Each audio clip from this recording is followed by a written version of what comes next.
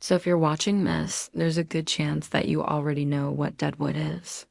But for those who don't, let me quickly explain why it's important. Well, deadwood is probably one of the most important aspects to get right when it comes to growing an old and mature looking bonsai. Because if done well, it can convey a tree's enduring resilience, weathering, and dramatic history. It adds emotional depth, telling a story of survival against all odds, making the tree more interesting to look at. There are many key methods to adding deadwood to your trees, but today I'll be talking about three of the most popular techniques used by professional bonsai artists around the world: Jin, Shari, and Sabamiki. So let's jump into it. The first technique we'll be discussing today is called Jin. And basically, it's the art of sculpting dead branches or leaders into works of art.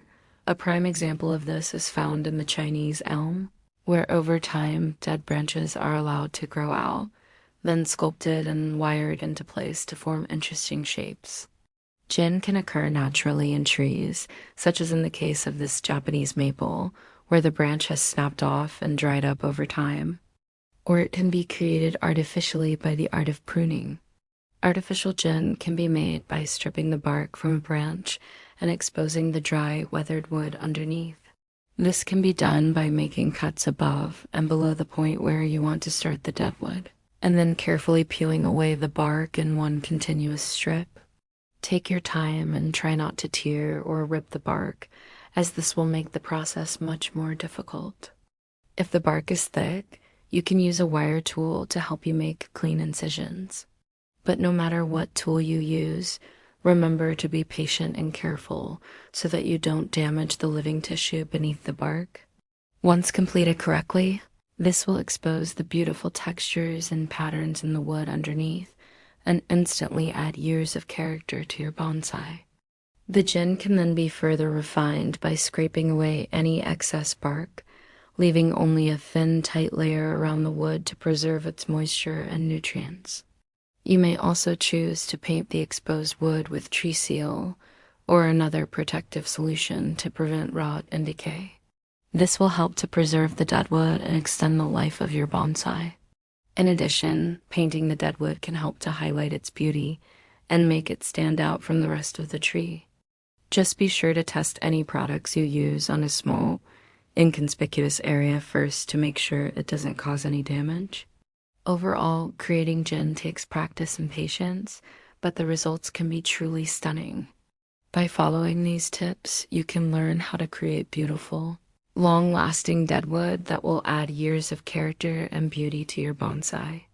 The second technique is called shari, which involves removing the bark along parts of the trunk to reveal the textured deadwood within.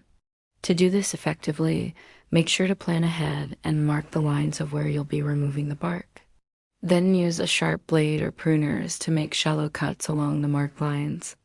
This will help the bark peel away more easily. Now it's important to note that not all trees have a thick enough bark for this technique to work properly. Therefore, you should only attempt this on trees with thicker bark like maples, elms, or pines. Once the cuts are made, start at the top of the tree and slowly peel away the bark, moving downward towards the roots. Be patient and take your time so you don't damage the delicate inner bark.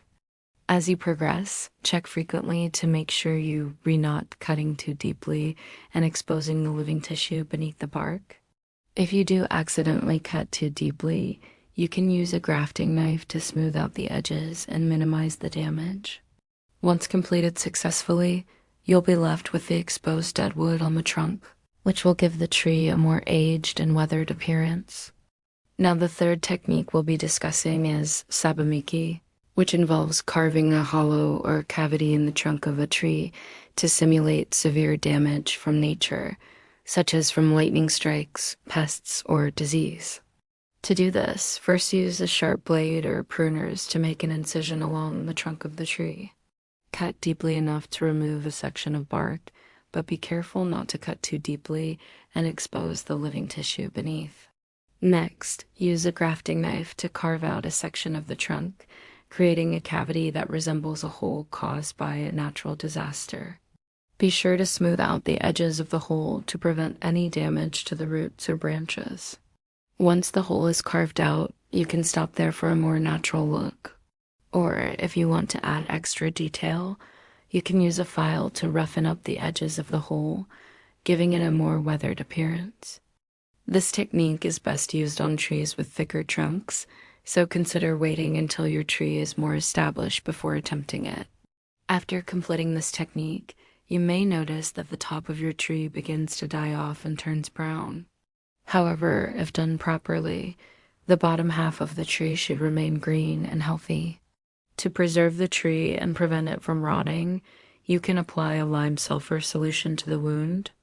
This will help to disinfect the area and prevent disease from taking root. You can mix up a batch of lime sulfur by combining 1 tablespoon of powdered lime sulfur with 1 gallon of water. Then, using a spray bottle, apply the solution to the wound and the surrounding area. Be sure not to get any in the soil, as it can burn the roots. Apply the solution once a week for 4 weeks to ensure that the area is fully disinfected. It's also important to note that while the outer portion of the trunk is dead, there should still be some live tissue remaining in the center of the trunk.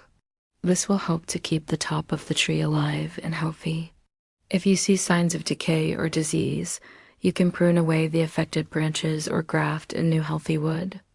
Despite the initial shock of this technique, when done correctly, it can add a unique and striking element to your bonsai, giving it a sense of drama and history. In conclusion, adding deadwood to bonsai is an art form that can add years of character and beauty to your trees. Each technique has its own unique look and feel and can be used to create different effects depending on your goals for the bonsai. Remember, the goal isn't just to add deadwood for the sake of it. Instead, you should aim to enhance the overall aesthetics of the tree by creating shapes, textures, and lines that complement the living branches and foliage. So don't be afraid to experiment with these techniques and find out what works best for you and your bonsai. That's it for today's video. I hope you enjoyed learning about the art of adding deadwood to bonsai. If you're interested in learning more about bonsai, stay tuned for future videos where I'll be covering everything from basic care to advanced techniques. Until next time, happy gardening.